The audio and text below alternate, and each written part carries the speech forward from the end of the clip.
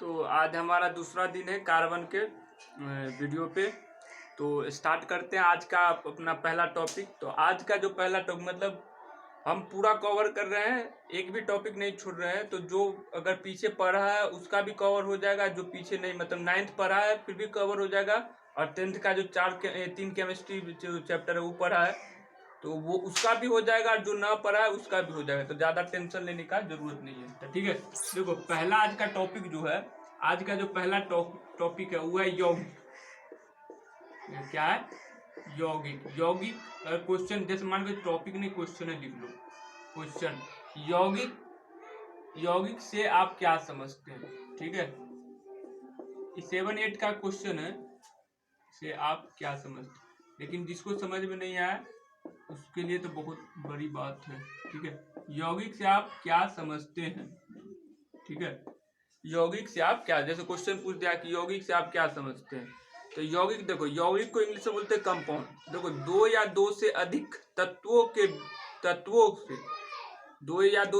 तत्वों के रासायनिक अभिक्रिया में भाग लेने के बाद जो हमें पदार्थ मिलता है उसे हम यौगिक कहते हैं। ठीक है, क्या लिखेंगे इसके उत्तर में? ये प्रश्न था, ठीक है, क्या है प्रश्न है, इसका उत्तर लिखते हैं। ठीक है, उत्तर लिखेंगे दो या दो से अधिक, दो या दो से अधिक तत्वों, दो या दो से अधिक तत्वों को रासायनिक अभिक्रिया में भाग लेने के बाद, रासायनिक अभिक्रिया में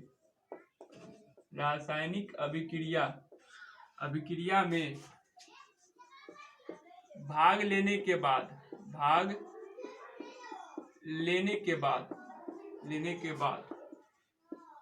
जो हमें पदार्थ मिलता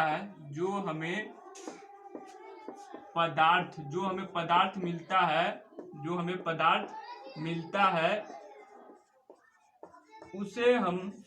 उसे हम यौगिक कहते हैं। ठीक है, उसे हम यौगिक कहते हैं।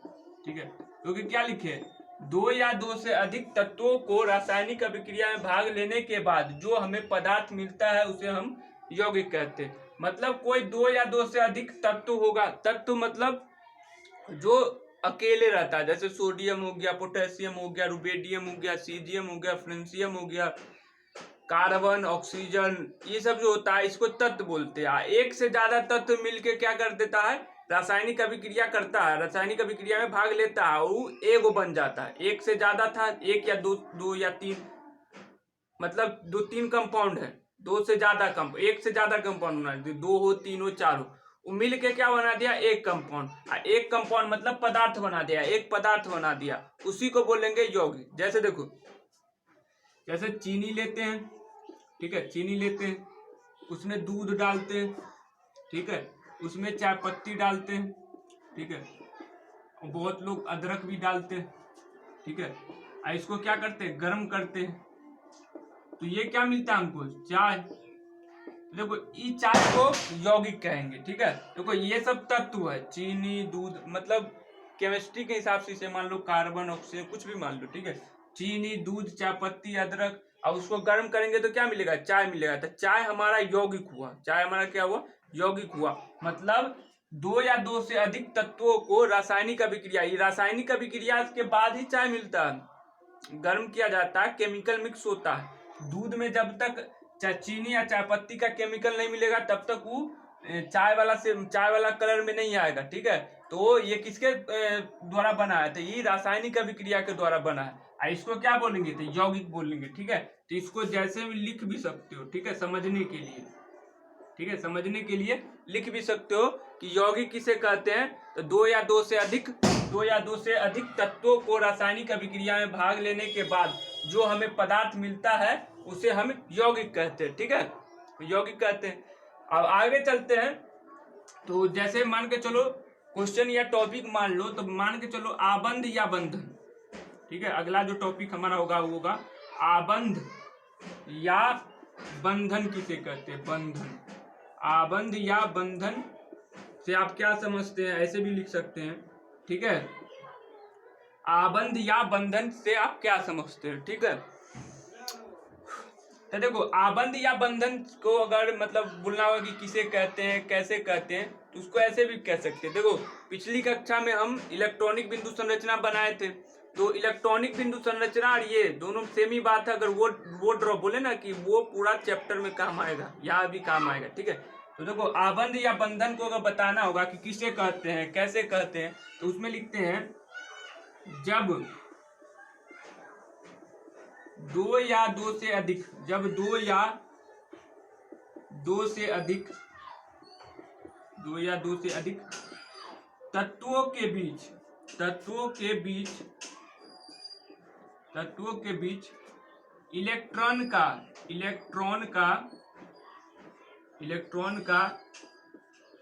आदान प्रदान होता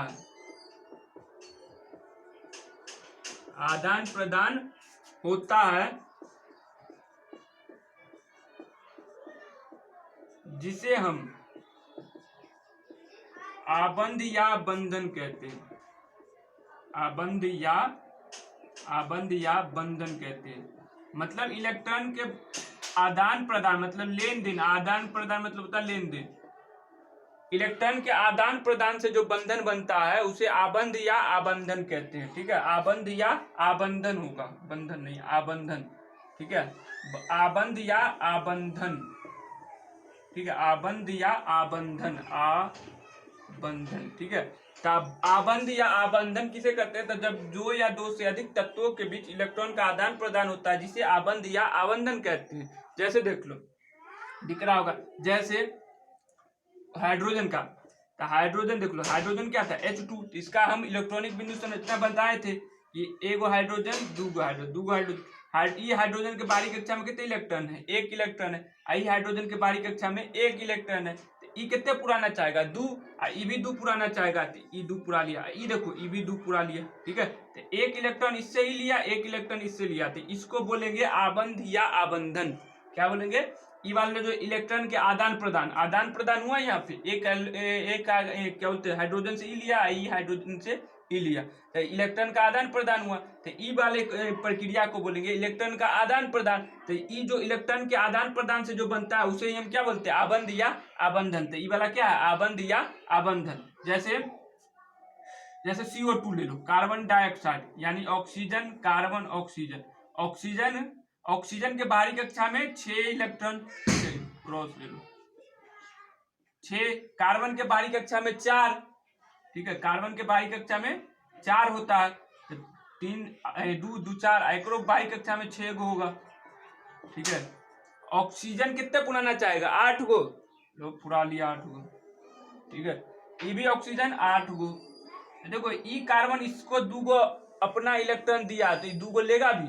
ई कार्बन इसको अपना 2 गो इलेक्ट्रॉन दिया, तो इससे भी 2 गो लेगा। तो 4 गो पहले से था, 2 गो इसको दिया तो 2 गो लेगा था 6, 2 गो इसको दिया, 2 गो इससे लेगा था 8, तो ये भी 8 पूरा लिया।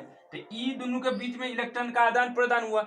ई और कार्बन और ई ऑक्सीजन के बीच में भी इलेक्ट्रॉन का आदान प्रदान हुआ। तो इससे जो बंधन बना उसको क्या बोलते हैं? आबंध या आबंधन, ठीक है। इसको बोलेंगे आबंध या आबंधन बोलेंगे, ठीक है। तो आबंध या आबंधन अगर पूछेगा कि किसे कहते हैं, इसको ऐसे भी लिख सकते हैं कि जब दो या दो से अधिक तत्वों के बीच इलेक्ट्रॉन का आदान प्रदान होता है, जिसे आबंध या आबंधन कहते हैं, ठीक है। तो यहाँ तक नोट करो, इसके आगे भी पढ़ते हैं। अब इसके आगे पढ़ेंगे टाइप्स ऑफ आबंध, ठीक है, बॉन्ड, टाइप्स ऑफ बॉन्ड, जिसको बोलेंगे आबंध या आबंध का प्रकार। आबंध या आबंध का प्रकार पढ़ेंगे, उसके बाद आगे फर्दर जो हमारा टॉपिक है उस पर डिस्कस करेंगे और उसके बाद आगे चलेंगे, ठीक है। तो वीडियो रोक लो और उसके बाद नोट करो, उससे आगे चलते हैं।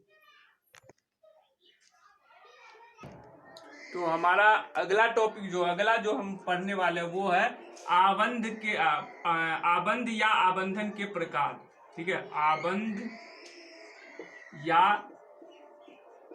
आबंधन के प्रकार, ठीक है। आबंध या आबंधन के प्रकार, ठीक है। तो देखो हम पढ़ रहे हैं कार्बन में, ठीक है, कार्बन पढ़ रहे हैं। कार्बन में मुख्यतः 3 आबंध या आबंधन होते हैं, ठीक है। कार्बन में मुख्यतः 3 आबंध या आबंधन होते हैं, ठीक है। पहला होता एकल आबंध या आबंधन, दूसरा होता है द्विआबंध या आबंधन, तीसरा होता है त्रिआबंध या आबंधन। ठीक है, पहला क्या होता है? पहला होता है एकल आबंध। ठीक है, एकल आबंध या आबंधन, एकल आबंध या आबंधन। ठीक है, एकल आबंध या आबंधन। दूसरा होता है द्विआबंध, द्विआबंध या आबंधन। ठीक है, द्विआबंध या आबंधन। ठीक है, द्विआबंध या आबंधन। तीसरा होता है त्रिआबंध या आबंधन, त्रिआबंध या आबंधन। ठीक है, त्रिआबंध या आबंधन। ठीक है, देखो इंग्लिश में इसको सिंगल बॉन्ड बोलते हैं, इंग्लिश में इसको डबल बॉन्ड, इंग्लिश में इसको ट्रिपल बॉन्ड। इंग्लिश इसलिए बोल दिए क्योंकि इंग्लिश से ज्यादा समझ में आ जाते हैं यहाँ पे। ठीक है, इसको बोलते हैं सिंगल बॉन्ड। ठीक है, इसको क्या बोलते हैं? सिंगल बॉन्ड इंग्लिश में। ठीक है, आबंध या आबंधन को बॉन्ड बोलते हैं, तो इसको बोलते हैं सिंगल बॉन्ड। ठीक है, इसको बोलते हैं डबल बॉन्ड। डबल बॉन्ड मतलब कि दू गो बॉन्ड होगा। ठीक है, सिंगल बॉन्ड मतलब एक बॉन्ड होगा, और ट्रिपल बॉन्ड मतलब 3 गो बॉन्ड होगा। खत्म कहानी। ठीक है, देखो हिंदी से ज्यादा समझदारी वाला होगा।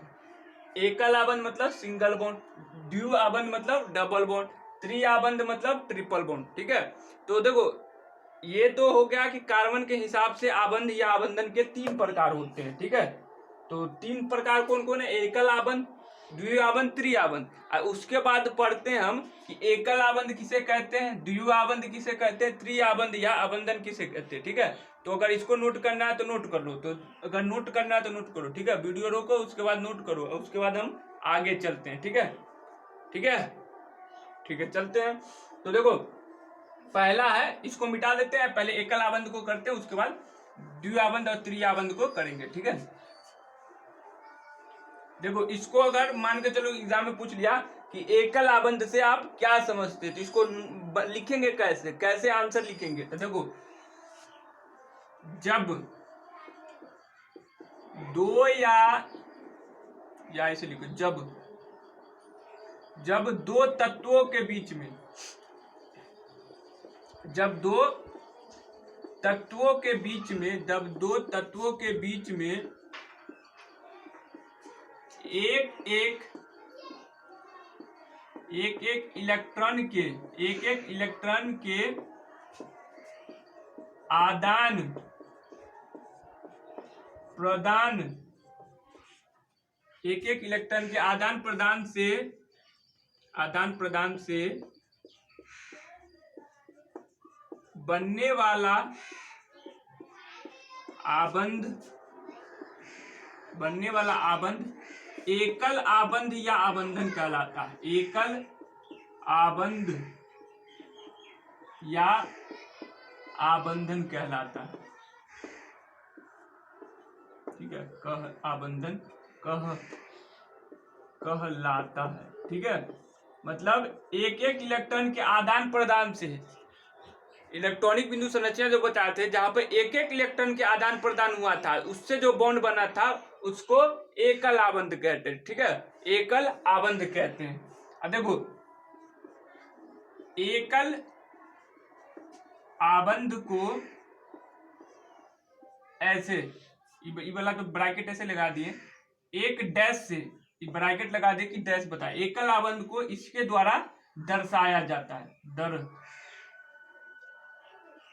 दर्शाया जाता है। एकल आबंध को किसके द्वारा दर्शाया जाता है? तो एगो डैश के द्वारा दर्शाया जाता है। किसको? एकल आबंध को। ठीक है, एकल आबंध को किसके द्वारा दर्शाया जाता है? एक डैश के अनुसार। और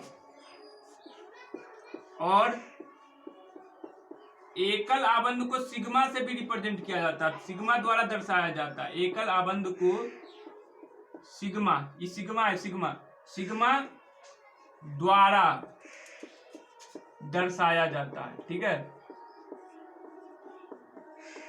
देखो ये अभी समझ में नहीं आएगा, ये कंपटीशन जो अभी डिप्लोमा पॉलिटेक्निक ITI का एग्जाम होता है, ITI IIT नहीं, ITI का जो एग्जाम होता है वहाँ ये सब क्वेश्चन पूछा जाता है कि एकल आबंध किसमें बनेगा, द्विआबंध किसमें बनेगा, त्रिआबंध किसमें बनेगा। तो सिग्मा बॉन्ड एक होता है पाई बॉन्ड, उसमें पूछता है। और ई 11th-12th में भी इंपॉर्टेंट रोल करता है कि ई वाला जब तक नहीं आएगा 12th-11th का केमिस्ट्री नहीं पढ़ पाओगे, ठीक है, ऑर्गेनिक केमिस्ट्री। तो देखो, जब दो तत्वों के बीच एक एक इलेक्ट्रॉन के आदान प्रदान से बनने वाला आबंध एकल आबंध या आबंधन कहलाता है। जैसे देखो H2, ठीक है, H एगो इलेक्ट्रॉन इसमें होगा और दूसरा इलेक्ट्रॉन इसमें होगा, ई से एगो इलेक्ट्रॉन लिया, ई से एक इलेक्ट्रॉन लिया, तो ई दोनों के कार्बन सॉरी ई दोनों हाइड्रोजन के बीच में कितने कितने इलेक्ट्रॉन का आदान प्रदान हुआ, एक एक का। तो एक हाइड्रोजन एकल आबंध हाइड्रोजन, मतलब एक हाइड्रोजन और एक हाइड्रोजन के बीच में कौन आबंध है, एकल आबंध, एक एक इलेक्ट्रॉन के आदान। ई वाला हाइड्रोजन को एक इलेक्ट्रॉन दिया, ई हाइड्रोजन को एक दूसरा इलेक्ट्रॉन दिया, तो हमने इकरो दू हो गया, इकरो दू हो गया, ठीक है। तो इसके बीच में क्या है, एक एक इलेक्ट्रॉन के आदान प्रदान। तो एक एक इलेक्ट्रॉन के आदान प्रदान से क्या बनता है, एकल आबंध। एकल आबंध को कैसे रिप्रेजेंट किया जाता है, ऐसे। ई वाले को सिग्मा द्वारा रिप्रेजेंट किया जाता है, ठीक है, इस वाले को सिग्मा द्वारा रिप्रेजेंट किया जाता है। और आगे देखते हैं, जैसे S8 देखे थे, ठीक है, S8 देखे थे, तो S8 भी एकल आबंध का एग्जाम्पल है, ठीक है। S8 में नहीं जाते, वो लंबा थोड़ा बन जाएगा, फिर गड़बड़ होगा, ठीक है। तो देख लो S8 देखो, S8 मतलब 8 गो सल्फर होगा, 3 4 5 6 7 8, ठीक है, दिख रहा है ना, 8 गो सल्फर। आई 8 सल्फर के बाहरी कक्षा में 6 इलेक्ट्रॉन होगा, तो 2 2 4 5 6, एक कर देखो 2 2 4 5 6, इसका देखो 2 2 4 5 और 6, इसका 2 2 4 5 और 6, इसका देखो 2 2 4 5 6, इसका 2 2 4 5 और 6, इसका 4 5 6, इसका भी 2 2 4 5 6, ठीक है। अब देखो ई सल्फर के पास 6 गो इलेक्ट्रॉन था, एगो इससे लेगा, एगो इससे लेगा, 8 पूरा लिया, ठीक है। ई भी किया वही काम, सब सल्फर क्या करेगा, एक इलेक्ट्रॉन लेगा, एक इलेक्ट्रॉन देगा, तो कितना बना लेगा, 8 बना लेगा।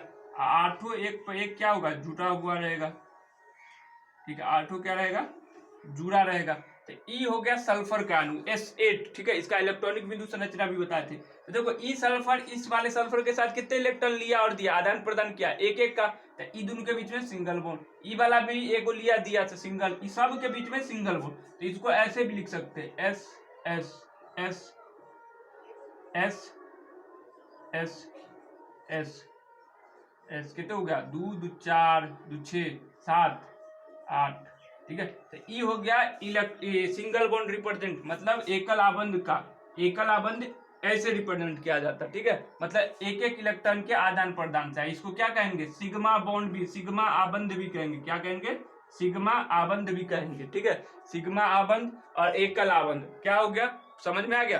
देखो एक बार फिर रिपीट कर देते हैं कि जब दो तत्वों के बीच एक एक इलेक्ट्रॉन के आदान प्रदान से बनने वाला आबंध एकल आबंध या आबंधन कहलाता है। देखो ई दोनों के बीच में, दोनों तत्व है, सिंगल जो होता है वो तत्व होता है, तो इस जो तत्व है ये अणु हो जाता है, ठीक है। तो ई जो इसमें 6 गो इलेक्ट्रॉन था, तो ई से एगो लिया, एगो दिया, आदान प्रदान किया, तो इसके बीच में कौन बॉन्ड बनेगा, एकल आबंध, इसके डेफिनेशन के अनुसार। तो एकल आबंध यहाँ भी बन गया, एकल आबंध सब में एक एकल आबंध बन गया, ठीक है। तो जिसमें भी एकल आबंध बनाना होगा उसमें क्या होगा, एक एक इलेक्ट्रॉन के आदान प्रदान से बनेगा, ठीक है। तो इसको नोट करो, उसके बाद आगे चलते हैं, वीडियो रोक कर इसको नोट कर लो, ठीक है। तो उसके बाद हम चलते हैं द्विआबंध पे, ठीक है, द्विआबंध या आबंधन पे, इसको रोक लो वीडियो, उसके बाद नोट कर लो, ठीक है। तो चलते हैं हम अपने दूसरे पे, जिसका नाम है द्विआबंध या आबंधन, द्विआबंध या आबंधन, ठीक है। अब द्विआबंध वाला लेंगे, ठीक है, द्विआबंध या आबंधन। दूसरा हमारा क्या है, द्विआबंध या आबंधन, द्विआबंध या आबंधन, ठीक है।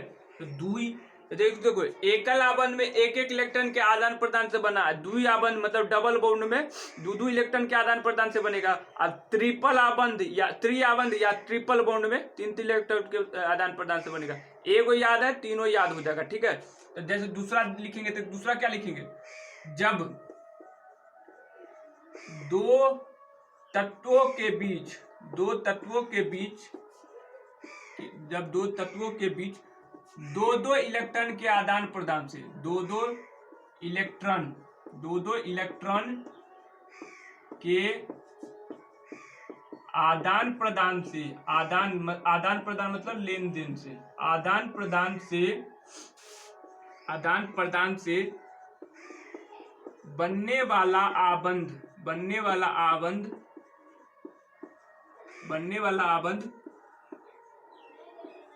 द्वि आबंध कहलाता है, द्वि आबंध या आबंधन कहलाता है।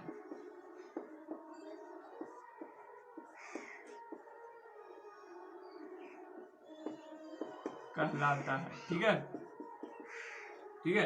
अब देखो द्वि आबंध को, जैसे एकल आबंध को एगो डैश द्वारा दिखाया गया था, तो द्वि आबंध को दूगो डैश के द्वारा दिखाया, द्वि आबंध को ऐसे रिप्रेजेंट किया जाता है, ठीक है। द्वि आबंध को डबल डैश द्वारा दर्शाया जाता है, ठीक है। द्वि आबंध को ऐसे दर्शाया जाता है, ठीक है।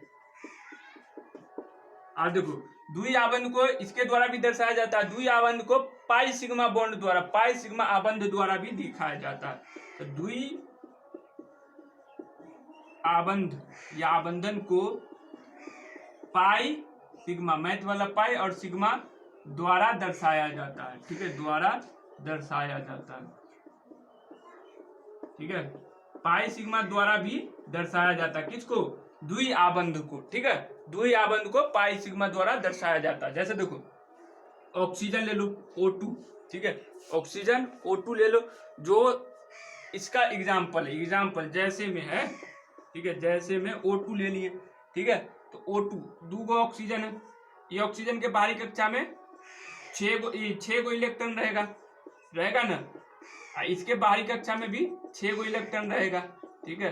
तो ई वाला दूगो इसको लिया और दूगो इसको दिया, तो दो इलेक्ट्रॉन के आदान प्रदान से बन गया, और दो इलेक्ट्रॉन के आदान प्रदान से बनने वाला आबंध या आबंधन क्या कहलाता है, द्वि आबंध कहलाता है। इसको लिखेंगे O, oxygen double bond oxygen, मतलब ऑक्सीजन के बीच में दो इलेक्ट्रॉन के आदान प्रदान से बना, इसको क्या बोलेंगे, पाई सिग्मा बॉन्ड बना लिया, ठीक है, पाई सिग्मा बॉन्ड बना लिया, ठीक है। ऐसा ही आगे चलेगा, जो दो बॉन्ड में बनेगा उसको हम द्विआबंध या आबंधन कहेंगे, जिसको डबल डैश से रिप्रेजेंट किया दर्शाया जाता है या पाई सिग्मा द्वारा दर्शाया जाता है, ठीक है। तो इसको नोट करो, पहले में ज्यादा समय दे चुके, इसमें नहीं देंगे, ठीक है, और उसके बाद आगे भी करेंगे। इसको नोट करो, उसके बाद आगे चलते, ठीक है। वीडियो रोको और नोट करो, ठीक है, 1 2 रोको, खत्म, ठीक है। आगे चलते हैं, ठीक है, नोट कर लिए, नहीं किए तो अभी रोक लो, कर लो, चलो हम मिटा रहे। तो द्वि आबंध या आबंधन खत्म। अब अगला कौन होगा, त्रिआबंध या आबंधन, वो ठीक है सर यहाँ पे, ठीक है, कहाँ मिटाने जाए, पूरा लिखिए, द्वि, यहाँ पे त्रि कर दो, आबंध या आबंधन कहलाता, आबंधन, ये सब मिटा कह दिए, ठीक है। तत्वों के बीच में दो इलेक्ट्रॉन के आदान प्रदान से, यहाँ पे 3 लिख दो, ठीक है। यहाँ पे 2 के जगह पे 3 कर दो, त्रिआबंध, 2 को 3 कर दो, ठीक है। तो देखो त्रिआबंध या आबंधन किसे कहते हैं, तो जब दो तत्वों के बीच 3 इलेक्ट्रॉन के आदान प्रदान से बनने वाला आबंध त्रिआबंध या आबंधन कहलाता है, ठीक है। देखो त्रिआबंध को ट्रिपल डैश के द्वारा दर्शाया जाता है, ठीक है।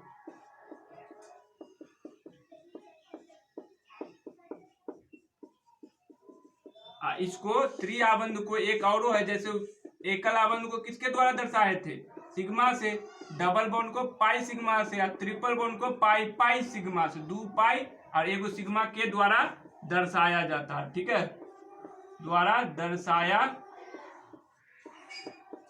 जाता है। ठीक है, जैसे नाइट्रोजन ले लो, 2 नाइट्रोजन है तो 2, और नाइट्रोजन के बाहरी कक्षा में कितने इलेक्ट्रॉन होता है? 5 इलेक्ट्रॉन होता है। तो 5 कितना पुराना चाहेगा?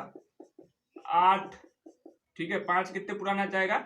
8। तो देखो, एक 5 गो बाहरी कक्षा में, एक 5 गो, तो 3 गो ले लिया, 3 गो लेगा तो 3 गो देगा भी, मतलब आदान प्रदान भी करेगा। तो 3 इलेक्ट्रॉन के आदान प्रदान से कौन सा बॉन्ड बनता है? Triple bond. तो N ट्रिपल बॉन्ड N, ये नाइट्रोजन का अणु है।